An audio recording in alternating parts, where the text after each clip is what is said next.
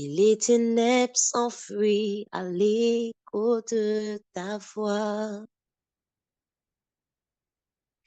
La création tout entière contemple la splendeur du lion de Juda.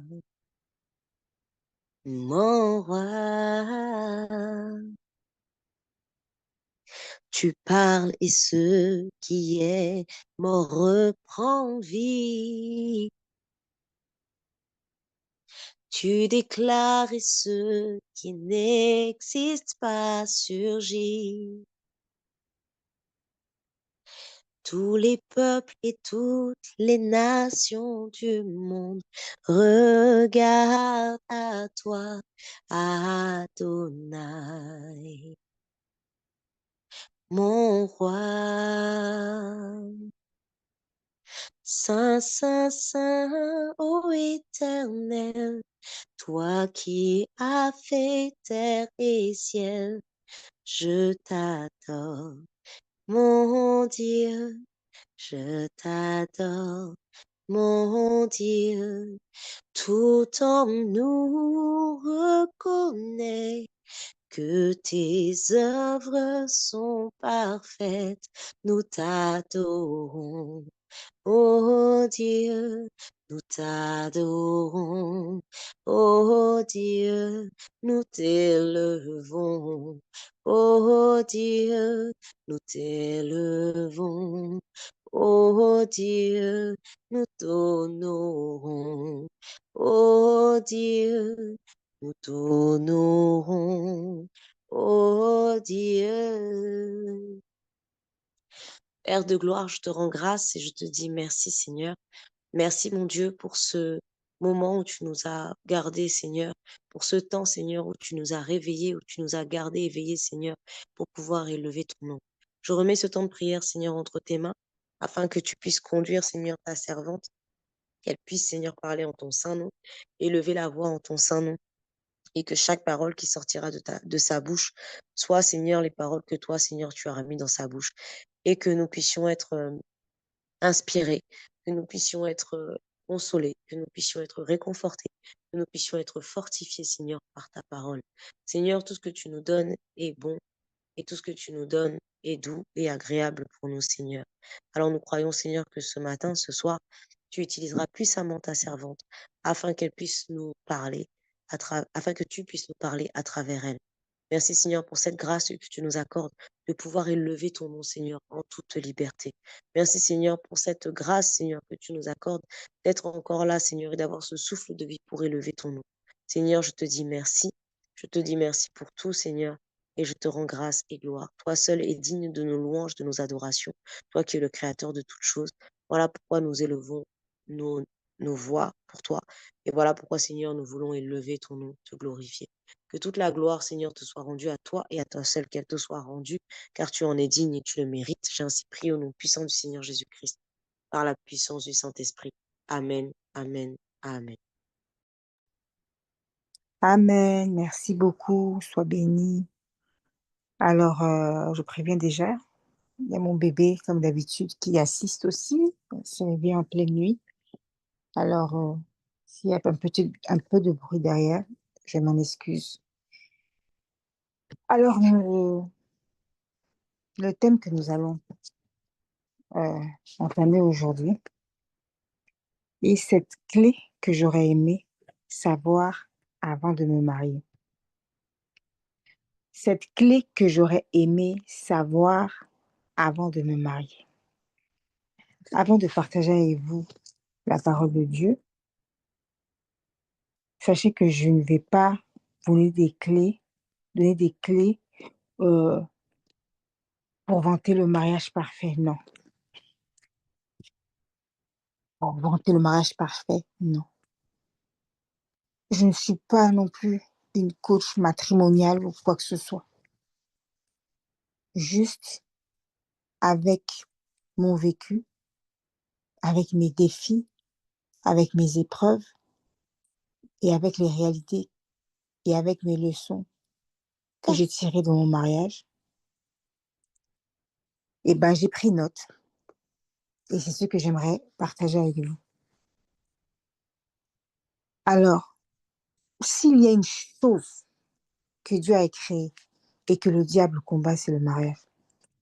Le mariage selon Dieu, c'est-à-dire que le mariage dans la volonté de Dieu. S'il y a une chose que Dieu a créée et que le diable combat, c'est le mariage. Le mariage selon Dieu. Il n'aime pas voir les gens mariés parce que la parole de Dieu nous dit que deux valent mieux qu'un. Dieu lui-même l'a constaté quand il a créé Adam. Il a dû lire dans son cœur et il a vu qu'il lui manquait quelque chose à ce Adam-là, à cet homme qu'il a créé. Il a dû voir que l'homme sans la femme n'est pas complet et qu'il y a un déséquilibre quand l'homme est seul. Alors il nous a créés nous les femmes, les Ève. Sans la femme, il n'y a pas d'homme. Nous les femmes, nous portons l'humanité et c'est une lourde et grande mission que Dieu nous a confiée.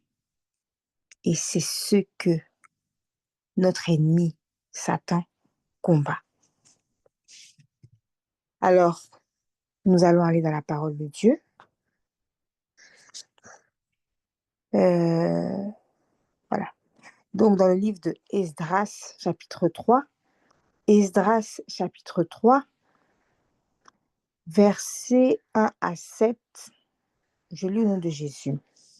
Esdras, chapitre 3, versets 1 à 7, je lis au nom de Jésus.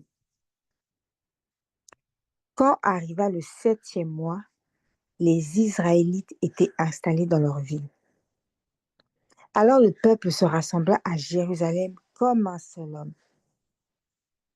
Josué, fils de Yotsadak, avec ses collègues les prêtres, et Zorobabel, fils de Shealtiel, avec les gens de sa parenté, se mirent à l'œuvre et reconstruisirent l'autel du Dieu d'Israël pour y offrir des holocaustes selon ce qui est écrit dans la loi de Moïse, l'homme de Dieu.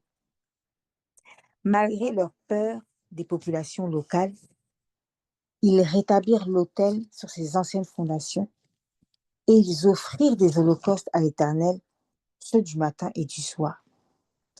Puis ils célébrèrent la fête des cabanes, suivant les prescriptions, et ils offrirent quotidiennement des holocaustes selon le nombre fixé par chaque jour.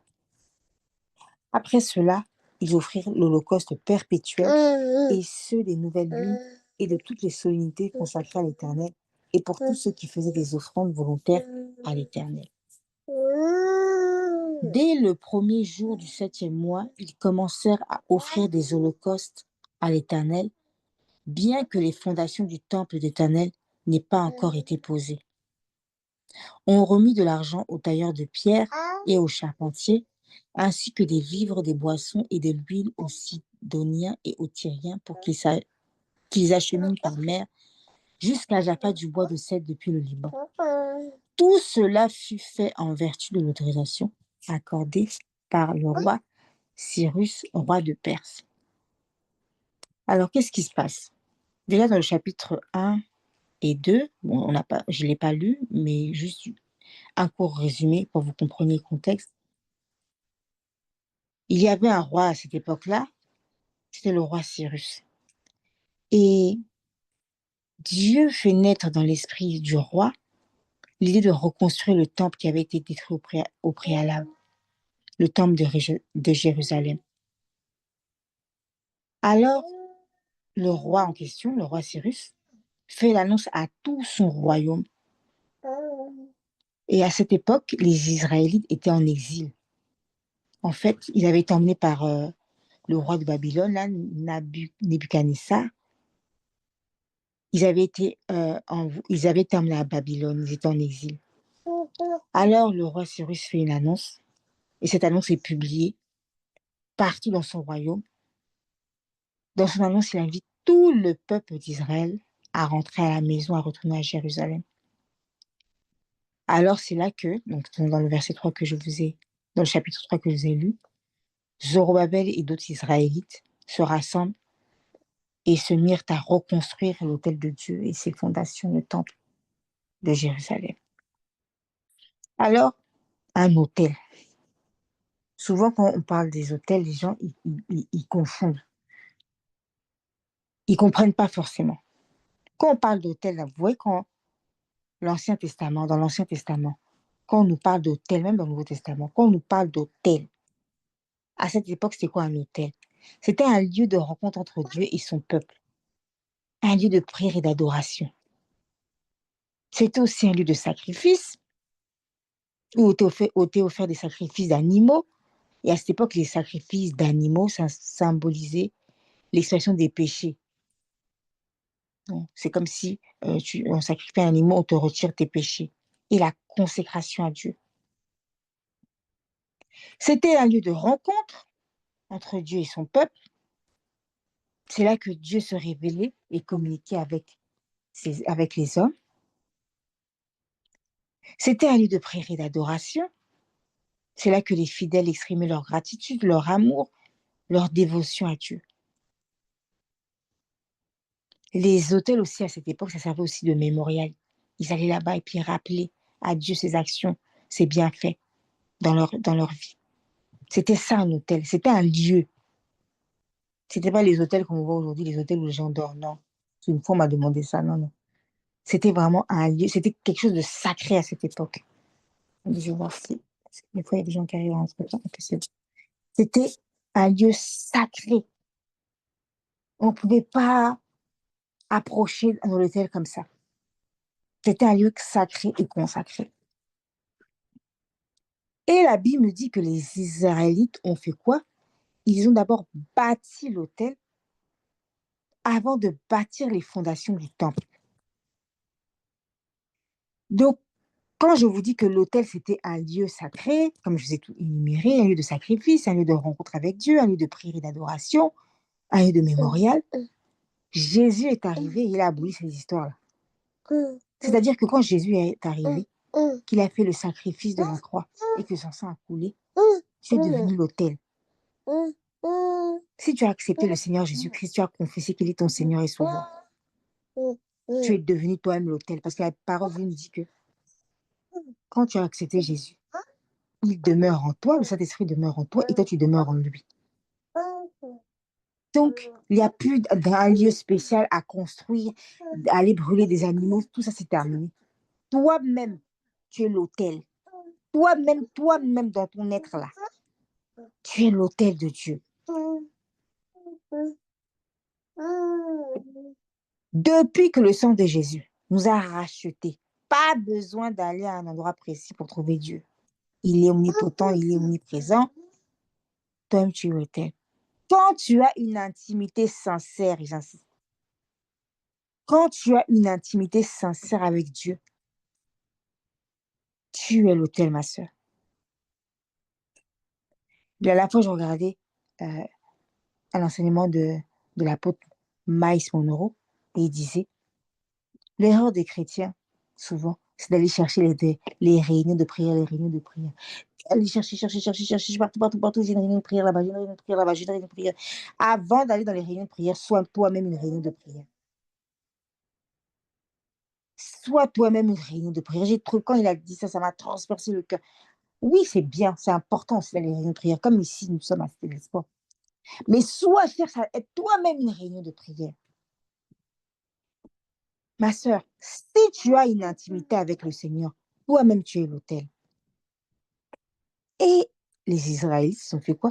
Ils bâtissent l'autel de Dieu et ils entretiennent cet autel en offrant des holocaustes. Dans l'Ancien Testament, j'avance, vous allez voir où je vais en venir. Dans l'Ancien Testament, c'était quoi des holocaustes? On voit souvent ça dans l'Ancien Testament. Ils offraient des holocaustes à l'Éternel. Ils offraient des holocaustes à l'Éternel. C'était un acte de culte important pour eux, les holocaustes.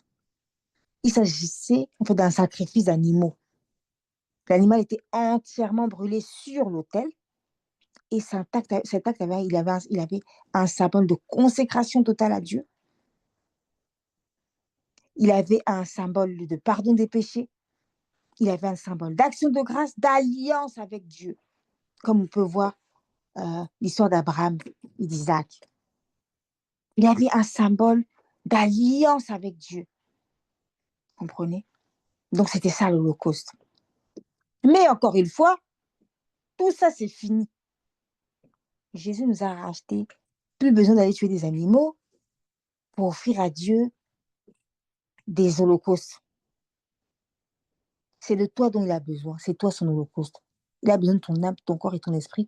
Il a besoin de ton cœur. Il a besoin de ton être entier. C'est toi qui t'es offert en sacrifice à Dieu quand tu as choisi de le servir, d'abandonner ton ancienne vie, d'abandonner tes péchés, de marcher en tant qu'enfant de Dieu, d'être une lumière du monde, d'être le sel de la terre, d'abandonner tes actes, tes anciennes habitudes qui ne plaisaient pas à Dieu. Tu es passé par le feu, tu es devenu l'Holocauste.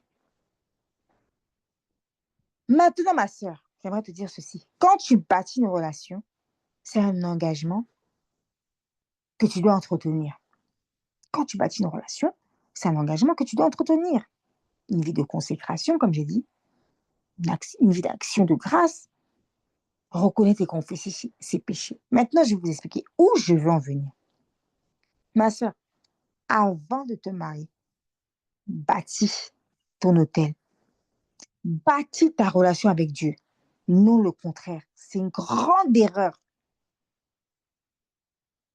Les Israélites, ils ont fait quoi? Ils ont d'abord reconstruit l'hôtel. Ils ont d'abord reconstruit l'hôtel avant d'aller attaquer les fondations du temple. Ils ont d'abord reconstruit l'autel. Je relis. Je relis. Chapitre 6. Il commença à offrir des holocaustes à l'Éternel, bien que les fondations du temple de l'Éternel n'aient pas encore été posées. Chapitre 2. Chapitre 3, verset 2. Zorobabel, fils de Shealtiel, avec les gens de sa parenté, se mirent à l'œuvre et reconstruirent l'autel du Dieu d'Israël pour offrir des holocaustes selon ce qui est écrit dans la loi de Moïse, l'homme de Dieu. Et c'est là, donc chapitre 6. Bien que les fondations du temple de l'Éternel n'aient pas encore été posées, ils ont fait quoi? Ils ont d'abord reconstruit l'autel. Ma sœur, avant de chercher le mariage, avant de vouloir rentrer dans un mariage, va bâtir ton hôtel. Bâtis, reconstruis ta relation avec Dieu. Si tu avais accepté le Seigneur comme sauveur, tu es chrétienne, tu vas à l'église, tu pries, tu fais cela, mais tu n'as pas de relation avec le Seigneur. Donc, reconstruis ta relation avec Dieu. Tu as donné ta vie au Seigneur et puis tu as commencé à marcher, à faire des choses qui ne plaisent pas à Dieu. Reconstruis ton intimité avec le Seigneur. Excusez-moi. Reconstruis ta relation avec le Seigneur. Reconstruis ta relation avec le Seigneur, ma soeur. Toi qui cherches le mariage, où en es-tu dans ta relation avec le Seigneur? Toi qui es marié même, où en es-tu dans ta relation avec le Seigneur? Est-ce que tu lui donnes du temps? Est-ce que tu lui parles? Est-ce que vous êtes amis? L'erreur que j'entends beaucoup, je vais d'abord me marier, puis je me mettrai à fond dans les choses de Dieu. D'abord, je vais me marier. D'abord, je dois me marier. Après, quand j'aurai mon mari, là, je vais vraiment être une femme, vraiment la femme sage de la Bible. Je vais être la femme du Proverbe 31. Je vais me mettre à fond vraiment dans le Seigneur. Non, non, non, non, non, non, non. Erreur monumentale. Erreur terrible. Désolée pour le bruit d'ailleurs. Erreur terrible. Ne jamais faire ça. Il faut d'abord bâtir l'hôtel avant d'aller, reconstruire l'hôtel avant d'aller reconstruire les fondations. Le mariage, c'est un foyer. C'est un foyer à construire. Chacun arrive avec ses anciennes fondations, ses anciens mois, son ancien mois, son mois de célibataire, avec ses habitudes, avec sa mentalité, avec son éducation, donc avec ses manières. Alors, ça demande à ce que le créateur du mariage, celui qui a créé le mariage, là, il faut qu'il soit ton soutien à toi, femme. Moi, je parle à femmes, mais les hommes aussi ont leur part. Mais là, je suis là pour parler aux femmes. Ça demande à ce que le créateur du mariage soit ton soutien, femme. Chacun a sa part à apporter dans le mariage. Chacun a sa mission dans l'union. Si tu es l'ami intime de Dieu, si tu es l'ami intime de Dieu, ne te dis pas que, oh non, ça sera tout beau, tout rose. Excusez-moi, je vais mettre la petite. Elle me dérange.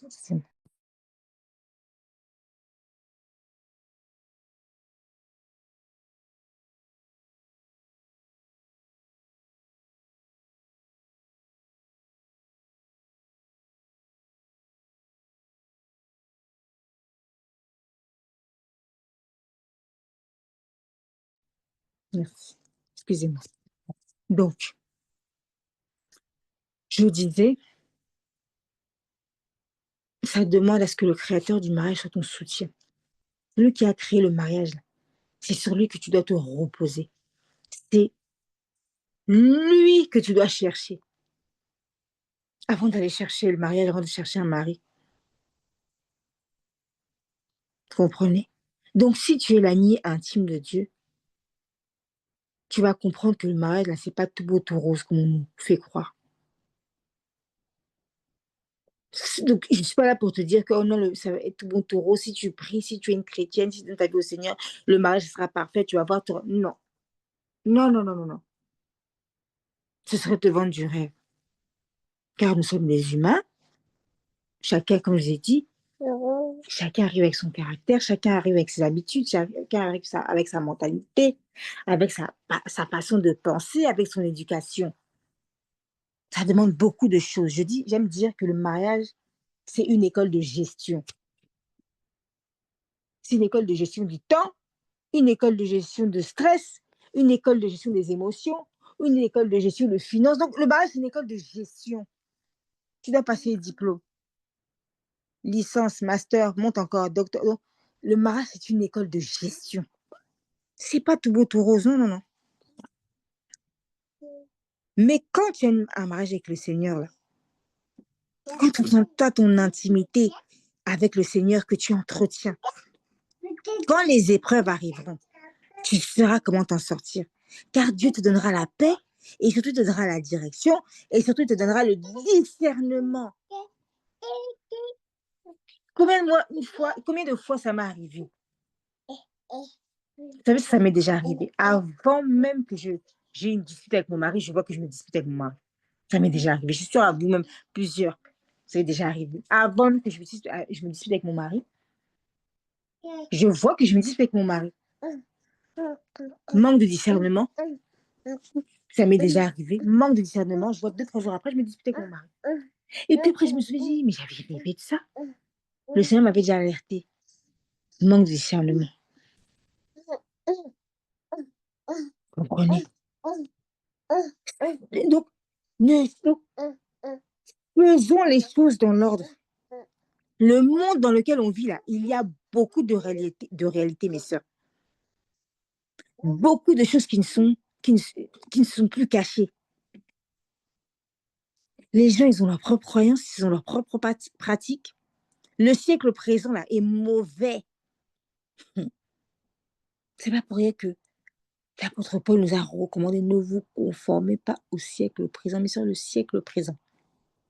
Il est mauvais. Rempli de choses terribles, mystiques. Il y a des personnes qui ont le ministère de détruire les foyers. Il y en a. De la même manière ils ont le ministère d'évangéliser, de répandre la parole de Dieu. Il y en a, ils ont le ministère de détruire les foyers. Il y en a de la même manière que nous, là, il y en a qui ont le ministère d'aller reconstruire les foyers, d'aller soutenir les femmes, d'aller soutenir les mariages. Il y en a, ils ont le ministère d'aller détruire. Hey, le siècle présent a ses réalités. Il y en a détruire les foyers des gens, c'est leur raison de vivre, hein. C'est leur raison de se réveiller chaque matin. Détruire les foyers, détruire les maisons, détruire les enfants des gens, détruire. Donc, pas de mariage, pas d'amour. Il y en a, ils se nourrissent de ça, je vous dis. Nous qui avons le cœur, quand c'était une femme qui a un bon cœur, il y a des choses, ce genre de choses, tu ne peux pas comprendre en fait. Mais il y en a, ils sont comme ça, leur cœur est tellement mauvais, noir, qui sont nés pour ça. Il y en a, tu vois, avec ton mari, tu les gonfles. Là, tu les gonfles, vraiment, tu vois, tu les. Donc, vous deux là, elle m'énerve, c'est là. Moi, je les vois tous les deux là. Elle m'énerve. Il y en a, ils se disent ça, je vous dis. Ah, ils sont trop mignons. Devant toi, il va dire, ils sont trop mignons. Mais quand tu as tourné le dos là, elle m'énerve celle-là. Ton bonheur les dérange. Alors, ils sont prêts à tout pour que tu pleures. Ils sont prêts à tout pour que tu pleures. Je vous dis, ouvrez vos yeux, mes sœurs.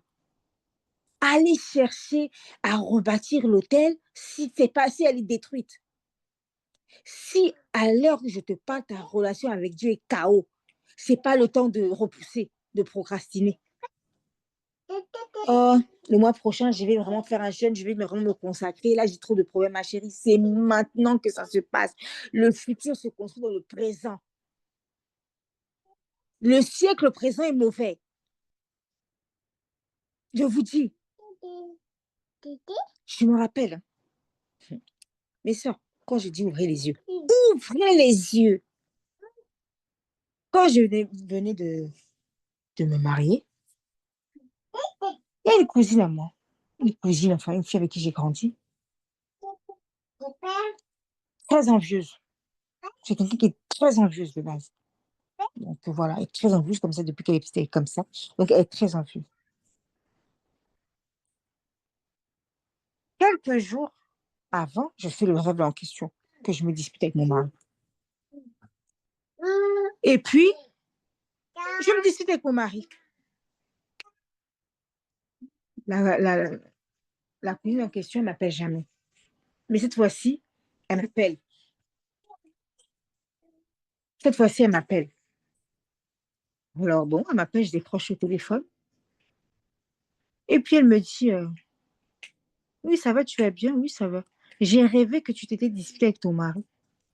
Est-ce que ça va chez toi? La fille ne m'appelle jamais. Et la fille, c'est une envieuse qu'on ne peut même pas imaginer, excusez-moi. Une envieuse terrible. Quand elle m'a dit ça, en fait, ça peut être sain. Mais quand elle a parlé, j'ai senti un esprit, je sais pas comment vous expliquer, un pur, un démon de suivi derrière. Comme si elle avait une mission, elle voulait vérifier si la mission était accomplie. Vous comprenez? Le Saint-Esprit m'a ouvert des yeux. Donc, il m'a fait ressentir un esprit impur derrière. Un démon de contrôle de suivi. Je dis, ça va très bien, non? Je ne sais pas pourquoi tu es arrivé de ça va très bien. Mes sœurs, ouvrez vos yeux, commencez à analyser. Commencez à regarder autour de vous. Le siècle présent est mauvais. Il y en a qui veulent que tu pleures. Il y en a qui veulent que ton mariage soit synonyme de larmes perpétuelles. Alors, tu ne peux pas te contenter de dire, oh, moi, comme je crois en Dieu, ça ne m'atteindra pas. Oh, comme je crois en Dieu, je suis chrétienne, ça ne m'atteindra pas. Les jalousies. La jalousie, ça ne m'atteint pas. Ma chérie, c'est faux. Tu mens. Ça va t'atteindre si tu n'as pas de relation avec Dieu, là. Que Dieu, c'est juste euh, un nom ou un slogan. Ma chérie, ça va t'atteindre. Tu dis la vérité, je ne suis pas là pour te mentir. Il faut une intimité, une relation sincère avec le Seigneur. Il faut que ta relation avec le Seigneur est à son comble. Le mariage chrétien, c'est pas un ménage à deux. C'est un ménage à trois avec Dieu au milieu. Et Dieu est le manager. Le manager. Et si tu ne discernes pas ce qu'il te dit, parce que tu es trop concentré avec des futilités là. Avec des pourquoi ceci, pourquoi cela, pourquoi il ne m'a pas regardé, pourquoi il ne m'a pas touché, pourquoi il ne me fait pas ceci, pourquoi il ne me fait pas de câlin, pourquoi. Comme on veut le prince, comme Walt Disney nous ont vendu les princes charmants. Walt Disney nous ont vendu, ils vécurent heureux et eurent beaucoup d'enfants. Dans Walt Disney, là, ça finit toujours bien.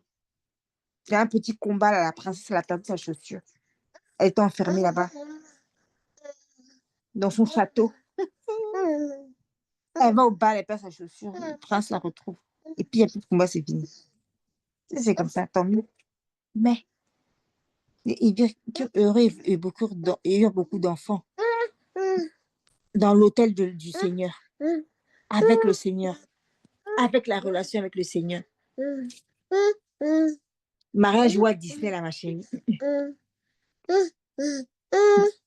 Ouvre tes yeux. Même si ton mari prie, même si ton mari c'est un fervent chrétien, tu ne dois pas te reposer sur sa vie spirituelle. Il y en a comme ça. Comme son mari c'est un pasteur, comme son mari c'est un prophète, comme son mari c'est un fervent chrétien. La femme, elle ne prie pas. La nuit, son mari priait, et puis elle ronfle. Ma soeur, le salut est individuel. Le salut est individuel. C'est quoi ça? Le salut est individuel où chacun a ses propres choses à apporter dans le mariage, comme je vous ai dit. Avoir un mari fervent chrétien, gloire à Dieu. Mais toi, tu ne vas pas te reposer sur la spiritualité de ton époux. Tu ne peux pas te contenter de faire la bonne épouse aux yeux des gens à l'église, mais à la maison, tu n'as pas de vie de prière, aucune relation avec Dieu, non. De la même manière que ton mari, c'est un fervent chrétien, il cherche sa relation avec le Seigneur, de la même manière, toi aussi, tu dois la chercher. Quand ton mari se réveille la nuit pour prier, tu viens, toi aussi, tu dois faire comme lui. Il y a des temps où vous priez à deux, il y a des temps où il prie seul, il y a des temps où tu pries seul. Mais toi aussi, tu dois chercher. Toi aussi, tu dois chercher. Et encore plus parce que tu es une femme. Tu portes l'humanité. Encore plus, ma chérie. Encore plus. Il n'y a pas de limite avec le Seigneur. Il n'y a pas de contentement. Oh là, vraiment, dans ma vie spirituelle, vraiment, je suis vraiment arrivée au niveau à haut. Il n'y a pas d'en haut. C'est infini. Donc, perpétuel. Donc, tu dois monter, monter, monter, encore monter, monter, chercher encore à monter, toujours monter. Tu comprends? Ne compte pas sur la ferveur de ton époux, sur sa spiritualité, sur son feu. Non. Oui, c'est vrai que ça va te toucher, c'est clair. C'est clair. Parce que, oh non, parce que comme on forme une seule chair, ma chérie, le salut est individuel. Oui, par ses prières. Il va fermer des portes, ça c'est clair. Mais toi, quand le Seigneur aura des secrets à te révéler, est-ce que tu vas les entendre? Tu vas passer à côté de beaucoup de choses. Nous sommes des chrétiens. Nous ne devons pas nous conformer à ce que le monde nous enseigne. Faites attention. Le siècle présent est mauvais. Nous ne sommes pas aliénés par le diable. Le diable veut nous aliéner à nous vendre des mariages Walt Disney là. Oh, c'est tout beau, tout rose, machin, ceci, cela, que la femme. Tu vas rentrer dans un mariage en dépendance affective.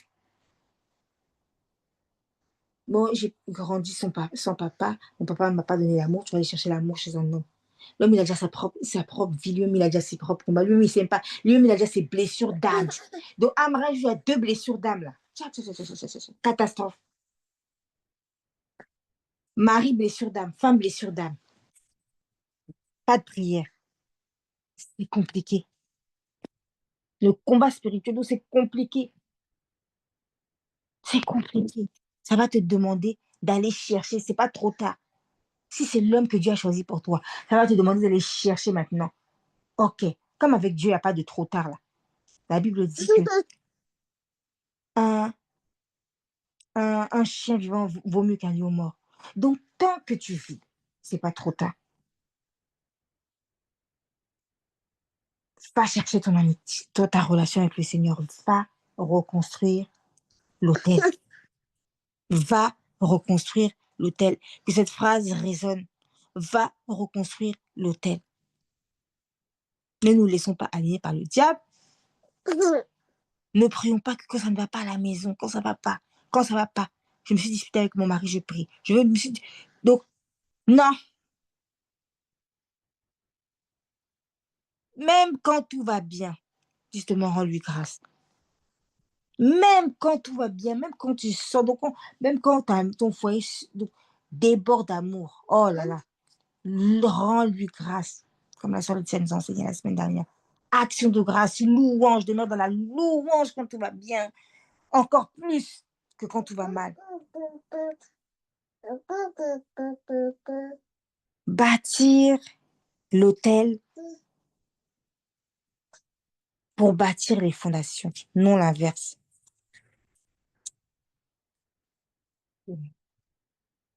Bâtir l'autel pour bâtir les fondations, non l'inverse. Bien que les fondations du temple n'ont pas été posées, bien qu'il est écrit, bien que les fondations du temple n'ont pas été posées, ils ont fait quoi? Ils ont reconstruit l'autel. Avec un autel construit, tu seras plus agréable de bâtir des fondations solides avec l'autel qui est construit. Ta relation avec Dieu est OK. Il te sera vraiment agréable de bâtir des fondations solides pour ton mariage. Ça va t'éviter de faire déjà le mauvais choix du conjoint. Je vais me poser cette question quand j'ai des discussions avec des sœurs. Pourquoi tu t'es mariée? Souvent, c'est la même réponse, parce que je l'aime. Parce que je l'aime. Ma sœur, ça ne suffit pas. Et laisse-moi te choquer. Si tu t'es mariée juste par amour, ça ne tiendra pas. Si ta seule motivation de mariage, là, c'est l'amour, ma chérie, ça ne tiendra pas. Si c'est l'amour de toi et l'amour de lui, là, ça ne tiendra pas. Si c'est l'amour de toi, l'amour de lui, l'amour de Dieu, ça va compléter. Si tu t'es marié que parce que tu l'aimes, c'est que tu t'es marié par émotion. Or, est-ce qu'on bâtit des choses dans les émotions? On ne bâtit rien dans les émotions. Est-ce qu'on bâtit quelque chose dans les sentiments?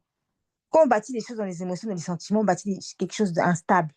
Une personne qui vit, une personne qui ne sait pas gérer ses émotions, c'est une personne instable.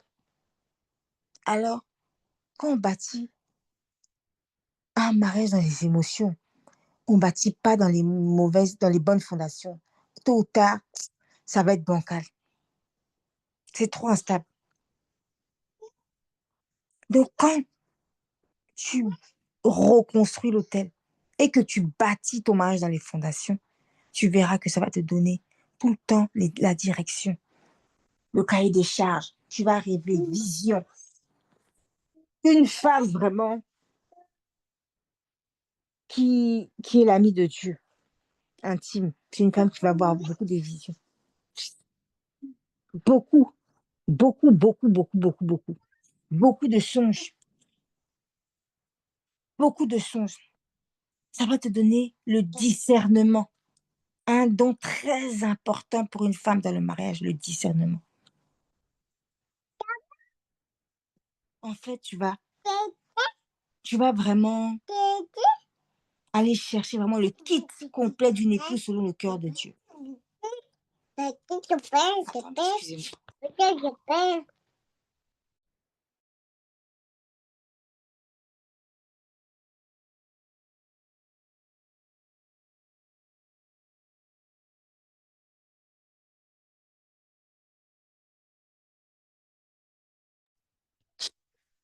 Voilà. Donc, ça va te donner le kit complet d'une épouse selon le cœur de Dieu.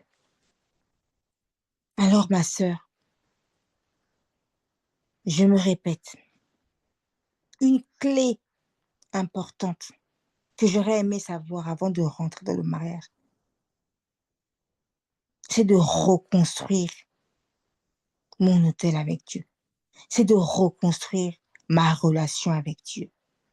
Quand je me suis mariée, oui, j'allais à l'église. J'avais accepté le Seigneur Jésus-Christ comme Seigneur et Sauveur. Oui, mais je n'avais pas une intimité profonde et sincère avec le Seigneur. Je me suis contentée de je veux me marier, je veux ceci, je veux cela, je veux ceci, je veux cela. Ah, maman. Je suis rentrée, j'ai appris. École de gestion qui m'a attendue. École de gestion, gestion des émotions, gestion des pensées, gestion de ceci, gestion du temps, des émotions. Une école, quand tu ressors de l'école, tu fais quoi? Tu apprends la leçon, tu grandis. Tu apprends la leçon et tu fais quoi? Tu grandis, tu passes à la prochaine étape. Alors, c'est avec le peu là que j'ai dit non. Si j'avais quelque chose que j'aurais refait, c'était de bâtir d'abord, d'aller d'abord chercher l'amour de Dieu avant d'aller chercher l'amour d'un homme. D'aller d'abord chercher l'amour de Dieu. L'amour de Dieu qui est vraiment véritable, qui est stable. Quand tu comprends c'est quoi l'amour de Dieu, tu vas comprendre c'est quoi l'amour. Et même un homme qui comprend c'est quoi l'amour de Dieu, il va comprendre c'est quoi l'amour. Et l'homme, même, doit vraiment chercher l'amour de Dieu et comprendre c'est quoi l'amour de Dieu parce que lui, le Seigneur lui a dit de nous aimer comme Christ a aimé l'Église. Ah! Lui, là, il veut nous aimer comme Christ a aimé l'Église. Or, Christ a aimé l'Église au point de donner sa vie. Vous comprenez? Donc maintenant, quand homme et femme a la relation avec le Seigneur, quand tu vas vivre l'amour de Dieu et l'amour de l'homme qui aime comme Christ a aimé l'Église, ma chérie, il va y avoir tempête, vent, marée, parce qu'il va y avoir, il ne faut pas croire que vous allez rester là planté comme dans les films. Il va y avoir combat, vent, tempête, marée, vent contraire, légion de démons. Donc, il va y avoir de part et d'autre, parce que je vous ai dit, le diable n'aime pas le mariage. Mais vous allez rester ferme comme un roc. Donc, ça va passer imperméable. Ferme, main dans la main. Parce que deux valent mieux qu'un. Que celle qui a des oreilles entendent et mettent en pratique. Ma soeur, si tu n'es pas mariée encore, va chercher. Va reconstruire ton hôtel maintenant, pas demain, n'attends pas. Et si tu es mariée, ce n'est pas trop tard. Reconstruis ton hôtel avec le Seigneur. Et ne te contente pas de reconstruire, va déposer des holocaustes. Va déposer des holocaustes. C'est-à-dire que quand tu bâtis ton hôtel, là, ça s'entretient. L'hôtel là, que tu construis avec le Seigneur, ça s'entretient. L'intimité que tu construis, ta relation avec le Seigneur, ça s'entretient. Une relation d'amitié, ça s'entretient. Tu as une amie, tu l'appelles jamais, tu l'appelles chaque 10 ans. Ça, c'est quelle amitié? Ton mari, tu lui parles chaque 5 ans. Vous êtes bien dans la maison, non? Une relation de base, une relation, ça s'entretient.